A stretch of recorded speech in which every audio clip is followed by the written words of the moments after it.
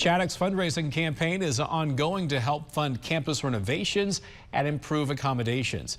Executive Director Jeff Van Camp says they hope to raise enough money with this year's capital campaign to renovate all 5 of their residential cottages. Work is already underway. The planned improvements include new walls, flooring, and furniture. He says this campaign isn't just an investment in the cottages, but also in the children. Our kids come to us because they've been horribly mistreated, emotionally, psychologically, physically, you name it. When they come here, part of the treatment paradigm is to show them that the world really is a good place and that there are people who care about them and people who are willing to give of themselves on their behalf. Van Camp says about 50 kids live in the cottages from all over the country.